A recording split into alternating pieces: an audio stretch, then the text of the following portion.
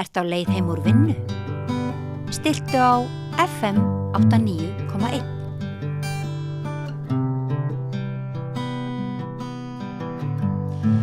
Við heyrum á vaxandi átökum í heiminum tengdum kynþáttahyggju. One Throne í Bandaríkjunum sem dæmi og við höfum líka fengið gesti til okkar hingað á samstöðinni sem segja að þeir, fólk af erlendu bergi brotið, finni fyrir vaxandi andúð. En á einhverjum sviðum dettur manni líka í hug að ungt fólk hafi nú kannski sjaldan eða aldrei verið víðsýnna eða betra en nú og spurning hvort það vekur nú svona nýjar vonir. En hún komin hingað til mín, hún Sóley Smáradóttir sem stefnir að því að klára framhaldsstig á fiðlu innan skams. Til hamingju með það, Sóley. Sko, ég hef mikinn áhuga á tónlist og hvað ertu 19 ára gömul eða? Ég að verða 19 2. apríl. Og hvað ertu búin að spila á fiðluna lengi? Bara síðan ég var 4 ára, sko. Já, 15 ára á þessu 19. Svo sannarlega. Það er magnað. Dálítið, ég trúði ég alla sjálf. Nei, og ertu ekki stolt af sjálfrið þér að sjá Hilla undir þennan áfanga? Jú, það er alveg rosalegt að geta hort yfir einhvern veginn svona ferilinn, en ég myndi valla ferill þegar maður er svona ungur. En samt, bara hvað maður er búin að gera mikið og fá að læra hjá mörgum og í mörgum löndum, það er bara, þessi reynsla er eitthvað sem er algjörlega ómissandi og ég held ég muni aldrei gleyma þessu. Já, þannig að tónlistin hefur veittið tækifæri til að fara út fyrir landsteinana. Algjörlega. Og þannig að þú ert búin að mennta þig ekki bara í músíkinni með þessum ferðum út fyrir landsteinana, það er bara okkur öllum svo hollt að komast til útlanda, kynnast öðrum menningarheimum. Svo sannarlega. Já. Ertu Suzuki-nemandi? Ég er. Já. Stoltur Suzuki-nemandi. Já, stoltur Suzuki-nemandi. Var Suzuki-nemandi í örugglega cirka 12 ár, sko. Já. Alveg mjög lengi. Fyrir hlustendur og áhorfendur sem ekki vita hvers konar aðferð það er, gætirðu lýst Suzuki-náminu í örfáum orðum? Ég gæti sagt að Suzuki-námið það beinir dálítið að því að sko foreldri og barn læri saman á hljóðfæri. En að foreldri fylgir alltaf barnin í tíma, situr alltaf með í tímum og fær síðan líka grípa hljóðfæri og fær síðan sjálft að spila. Til þess að læra líka hvað barnið á að vera að gera svo það sé alltaf eftirfylgni heima, sko. Einmitt. Þannig að það verður fleiri en eitt kennari, það er bara... Já. Ég fengi... Mamma hefur verið kennari bara alla tíð, sko. Já. Með mörgum öðrum. Já, einmitt. Eignaðistu snemma eftir því sem að þú varst færar á fiðluna og hlustaðir meira og meira á klassíska tónlist. Ég veit út mjög vel að þér í klassískri tónlist. Þú ert búin að setja rosa tími að hlusta músík og pæla mikið í músík. En eignaðistu snemma einhver svona uppáhalds tónskáld hjá þessum stóru stærstu sem að sérhvert mannsbarn þekkir? Ég held að það hafi verið Bach. Já. Bara algjörlega frá svona, sko, frá 13 ára þegar Víkingur Heiðar kom með sína Bach-plötu. Já. Þá hefur Bach bara ekki farið skrefinu frá mér, sko. Ég hef bara alltaf verið með Bach við hliðina á mér og hef hlustað síðan á Bach nær því bara alla daga. Frábært. Mattheusa Passíuna hlusta ég bara alveg ef ég er að búa úr skólanum til dæmis. Já. Þá er ég bara með hann í eyrunum eða fiðlu, sjónuturnar og partíturnar eða selló. Ég eða stutt á selló. Hlusta á alla selló, partíturnar og endalaust, sko. Æður líka á selló? Já, ég hef eftir á píanó, selló og fiðlu. Já. Og syndum alltaf á sama tíma. Vá. En þú útskrifast með fiðluleikinn sem... Já. Hvað er það við tónlist Bach? Sem að heilla mig þá, eða? Vá, allt. Já. Það er bara... Bach er eitthvað sem ég finn ekkert að. Það er, ég get aldrei sagt það þannig, það eru sum tónskáld sem að mér finnst aldrei svona erfitt að hlusta á eða hef ekki þolinmæðina í að hlusta á heilt tónverk þótt að sé 15 mínútur eða eitthvað svona. Þegar ég finn alltaf eitthvað alltaf eitthvað svona smá spenna hér sem að mér finnst aldrei óþægileg, en Bach, hann er svo fjölbreyttur, sko, en samt án þess, ég missi aldrei athygli. Ég alltaf að heyra eitthvað nýtt og ég get hlusta á sama verki 300 sinnum og ég held ég hafi örugglega gert það marga oft. Finna alltaf eitthvað nýtt og sérstaklega ef ég sjálf að spila Bach. Ég aldrei þreytt á því að vinna hann. Ég hef örugglega verið með sama verki núna í 3 ár sem ég spila allavega einu sinni í viku. Alltaf og ég finn alltaf eitthvað nýtt þótt að sé bara sömu 10 taktarnir. Finn alltaf eitthvað nýtt að þeim. Mér finnst það bara svo æðislegt eitthvað. Hvað maður getur sett svona sinn persónulega stíl í Bach án þess að því hann svo þetta heilagur sko, maður fer ekkert út fyrir ramman sjálfan en samt hvað hægt að finna mikið innan þessu litla ramma sko. Hann gefur þér líka svo mikið rými, hann ekkert að segja mikið hvernig þú að Akkurat, það mjög lítið skrifað þetta á barokktímunum það sem ekki skrifað sko mikið inn í nóturnar sjálfar. Þannig þegar eitthvað skrifað þá það alveg eitthvað svona rosalega spennandi. Það alveg tekur maður eftir bara vá, hann vill sérstaklega hafa þetta. Þannig mér finnst alltaf ógeðslega gaman. Þannig ég álykta að þegar þú kemur fram í Hörpu á loka tónleikunum þínum, klárar framhaldsstigið sem gamla 8. stigið fyrir þá sem eru eldri og þekkja það betur, að þá verði Bach á efnaskránni. Alveg klárlega. Það verður spennandi. Við erum komin til þess að segja nokkur orðum rasisma líka og en ég ætla svona að reyna kannski að tengja bakgrunnin í músikinni og listinni að einhverju leyti við, ef okkur takst það hérna á eftir við, sem sagt þú andæfir því ekki neitt, þú ert sammála því eða hvað að rasismi vaxandi megin.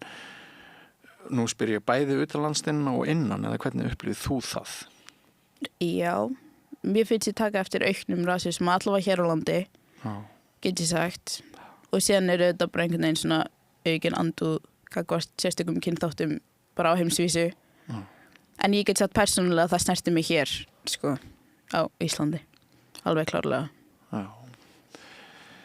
Sem sagt erfiðar að vera þú hér, núna? En til dæmis fyrir 2 eða 5 ára? Nei, ég held að sé ekki erfiðara. Nei, það þó gott. Já, það svona, ég hef aldrei fundið hvar ég stend og það auðvitað ekki allir sem hafa mögulega hugur ekki að þora koma og segja bara hvað þeim finnst, sko. Þannig ég þora að veða að það örugglega miklu erfiðara fyrir einhvern sem hræddari við að koma fram og segja hverju hann lendir í eða eitthvað svona. Já. Þú hefur náttúrulega, þú varst kannski ekkit rosalega gömul þegar fjölmiðlar kölluðu þið fyrst til og hringdu í þig að það samband og spurði, ert þú til að taka þátt í umræðu um rasisma? Það ekki rétt til getið hjá mér? Jú, ég held að mitt fyrsta viðtal sem ég man eftir sem var sérstaklega rasisma hafi verið í grunnskóla, þannig þá var ég held ég hafi verið 14-15 ára, eitthvað svona. Já. Ég held að stemmi. Einu sinni man ég eftir hjá Elínu Hirst á Hringbraut. Já, það bara sama árið. Já. Þannig að það var ég cirka 15 ára. Já. Það svo mikilvægt fyrir okkur sem erum að miklu leyti eins í útliti að heyra þína rödd. Og hérna, en finnst þér sko, ertu ekki semst að upplifa leiðinda athugasemdir eða? Jú, ég reyndar að upplifa það alveg oftar en maður heldur, sko. Það? Frekar heldur það séu eitthvað svona, sko, að sé öskrað út á götu, skilju. Já. Þetta auðvitað bara maður labbar inn á veitingastað og þá ég tala við fólki á undan mér á íslensku og síðan við mig á ensku. En það svona algjörlega óþarfa ummæli einhvern veginn. Já. Og ég get tekið dæmi það að ég fór með, sem ég fannst mjög fyndið, ég fór með pabba mínum á fund í nýsköpunarráðuneytinu bara fyrir stuttu. Okay. Og þar satt öryggisverður sem að bað pabba mínum skilríki og talaði við hann á íslensku. Og ég hafði sko staðið við hliðina á pabba mínum allan tíman og talað við hann átt heilt samtal á íslensku fyrir framan öryggisverðin. Spyr pabba mínum skilríki og pabba, það minnsta mál. Og síðan byrði hann mig skilríki og kynnist ég þá á ensku og byrði mig skilríki. Og þá horfi ég bara á hann og ég sagði, já, talar þú ekki íslensku? Eftir að hann er nýbúin að afgreiða pabba minn á íslensku.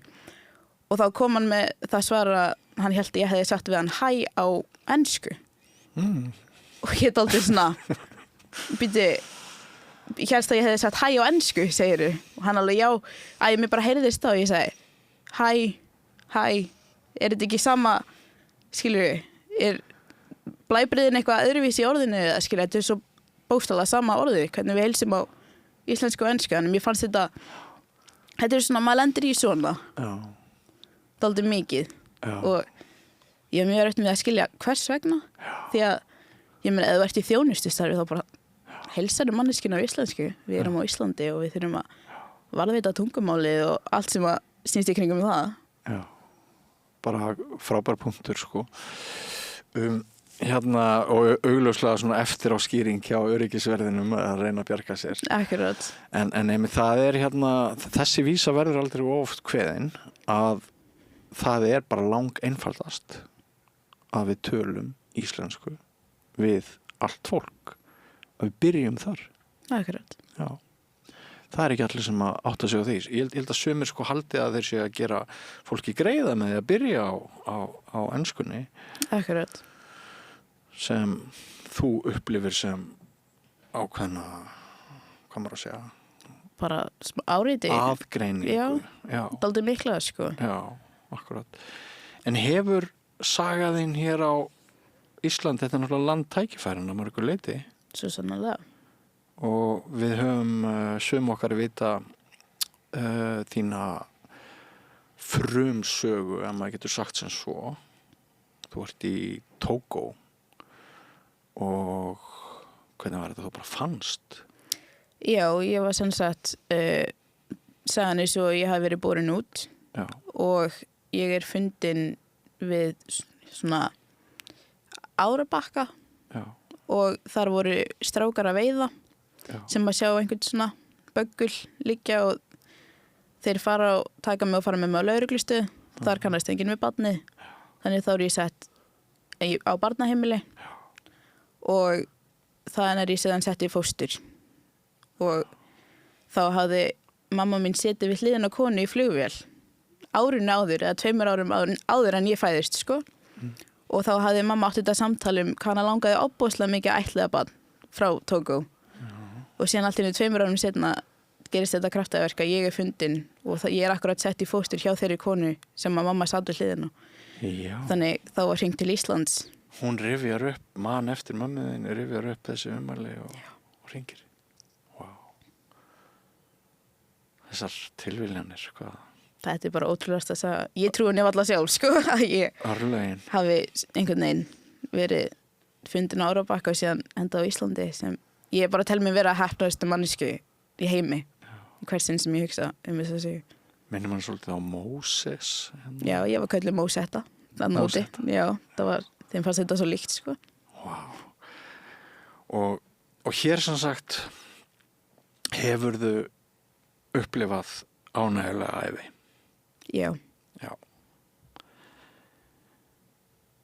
En alltaf að einhverju leyti fundið líka fyrir því að þú værir aðeins öðruvísi? Alveg klárlega. Já. Ég var að tala unga fólkið áðan. Stundum finnst mér eins og það sé lengra komið í víðsýni. Er það svo? Ég veit ekki hvort það sé hægt að segja það, sko. Nei. Það stór hópur svona yngri kynslóðunar sem að fá svona dálítið bakslag í því að samþykja samfélagi eins og það núna, sko. Ég að sjá mjög stóra sveiflu hjá ungum strákum til dæmis. Já. Þeir eru orðnir hrifnir á miðflokknum. Já. Og þá spyr ég bara hvers vegna og þá það vegna útlendingamála og þeir styðja það fólk útlendingar séu bara sendir úr landi og ég svona ég var mjög erfitt með að skilja það hvaðan þetta hatur kemur, sko. Já. Fáfræði, ótti. Já, alveg klárlega. Já, einmitt. Það ekki alltaf auðvitað að skilja það, hvað keyrir fólk áfram í í því að ráðast að tilteknum hópum. Saga heimsins á einhverjum tímapunkti hamast gegn samkynhneigðu fólki. Sumir hafa rifjað upp að það var mjög mikið landið gagnvart öryrkjum hérna á Íslandi, ekkert fyrir svo mörgum árum. Akkurat. Það var eitthvað hnappur sem var bara hægt að klaga öryrkjan. Merkilegt. Já, þannig að það virðist alltaf vera sem ráðandi mainströmsöfl, þau finni sér eitthvað til þess að sparka í. Já. Já. Hvað með listina? Þú varst að segja áðan að þú hefur farið oft út fyrir landsteinan, enda náttúrulega sérlega efnilegur fiðluleikari og vakti snemma athygli sem slík og ég þekki ekki hvort þú varst jafn góð á sellóið. Já, nei. Nei. Það var bara stutt tímabil, Það var bara stutt tímabil. En hvernig þessi klassíski heimur bara út frá húðlit? Vá. Ég pældi aldrei mikið út í húðlit, bara þess að ég var hérna á Íslandi og ég var dálítið ung bara og síðan auðvitað því eldri sem ég var það meira ábyrgandi hversu öðruvísi ég var. En eins og í tónlistinni þá tók ég ekkert eftir þessu fyrir nokkrum árum síðan, Okay. Af því ég hef bara verið dálítið mikið fiðlan og ég fiðlan og ég alltaf bara æfa mig og eitthvað svona. En síðan þegar maður byrjar að fara síðan, akkurat eins og segja, til útlanda og ég sé ólíkt fólk og þá alveg bara, ég hef aldrei séð einhvern annan dökkan á hörund spila fiðlu. Í alvöru? Það bara aldrei. Það ennþá bara þannig? Ég hafði aldrei séð það, Já, en síðan allt inni fer ég út og það alveg bara eitthvað, þannig líka einhver sem er dökkur að spila fiðlu. Það bara hvarflaði ekki af mér að væri einhver annar sem væri dökkur að spila fiðlu. Þetta væri bara eitthvað óbúslega klassískt hvítt eitthvað og að því ég væri á Íslandi þá væri ég að spila fiðlu. En já, þegar ég sá fólk að öðrum kynþætti spila á klassísk hljóðfæri, það er bara óbúslega stutt síðan það var, og mér finnst það bara eitthvað ennþá merkilegt hvað ég seina uppgöfða það að því að síðan þetta, ég veit til dæmis ekki af hverju það er mögulega því að það séu færri af bara eitthvað neinn af öðrum húðlit að spila á klassísk hljóðfæri, en þeir sem að fá svona þetta spotlight Já. þar er ég ekki að sjá mikið af fólki sem er dökkt á hörund til dæmis. Nei, að sé ennþá svona dálítið hvít stemning í... Algjörlega, því að klassísk tónlist er náttúrulega bara svona þetta bara svona fyrir hvíta ríka fólkið, skilur og bara var dálítið síðan alltaf, svona Evrópu og ég meina það er bara einhvern veginn núna upplýsandi einhvern veginn svona koma keppnir fyrir fólk af öðrum kynþætti og þá er þetta bara fyrir fólk af öðrum kynþætti og mér finnst þetta bara, þetta er að koma núna 2026 og svona örugglega nokkrum árum áður en mér finnst þetta aldrei nýtt og mér fannst það alveg merkilegt hvernig svona horfandi tilbaka þá var ég alltaf, ef ég var að keppa hérna heima þá var ég alltaf einhvern veginn eina dökka, skilur, en ég pældi aldrei í því af því að ég tengdi aldrei húðlit við hljóðfærið mitt það var bara alltaf það sem spilaði best. Í fullkomnum heimi erum við öll litblind. Já. Og því ætti það skipta okkur máli hvernig við erum á litin. Akkurat. En af því ég veit að þú hefur haft áhuga á hljómsveitastjórnun og ég veit að þú ert ansi góð í því. Já, svona. Og ef við tökum 100-150 symfóníuhljóðstir í heiminum, hvað heldur að margir svartir stjórnendur séu þar? Það eru það er ekki margir. Nei. Það eru bara til að fáir, myndi ég segja. Já. Og ég veit ekki af hverju. Það er bara ekki hugmynd. Hvort þetta sé bara áhugaleysi eða eitthvað svona. Já. Eða bara, þetta er auðvitað eftir hvernig samfélagi við erum að alast upp í. Já. Þetta var bara sett á fiðlu. Já.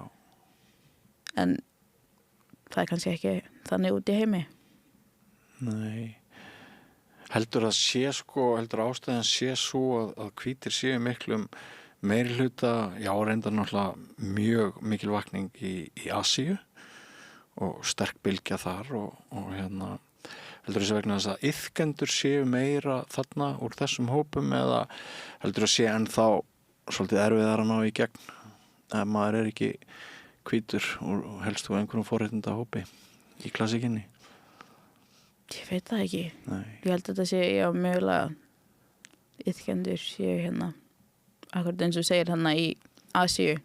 Þar eru þetta alveg svona stráng hefðbundi að æfa hljóðfæri, dálítið byrja ofboðslega snemma og eru orðin rosalega tæknilega fær bara við 10 ára aldur Já. En það dálítið svona ég tek ekki beinlínis eftir því. Mér finnst ekki ferðast svona allan heim maður fréttir ekkert eins mikið af því en eins og það sé bara svona sér tiltekinn hópur sem að sé það og haldi sér bara einhvern veginn á sínum stað og keppi við hvort annað. Já. Og síðan séu nokkri sem að rísa upp úr og þá fara þeir að keppa út allan heim og þá þekkir maður þau nöfn svona aðeins. Já. Þetta er auðvitað viðkvæm og erfið umræða. Finnst þér erfitt að ræða þetta á þessum nótum sem ég að spyrja þig? Nei, ég held að sé bara virkilega hollt og þörf. Það ekki hægt að tipla tánum í kringum svona mál, sérstaklega. Þannig mér finnst það bara gott að taka þessu umræðu og bara helst eins ofta maður getur svo fólk virkilega bara heyri hvað sé í gangi. Já, en þú nefndir það áðan og ég sammála því að það þarf hugrekki til þess að stíga fram. Af hverju svona hugrekk? Ég veit það ekki. Ég held að það sé svona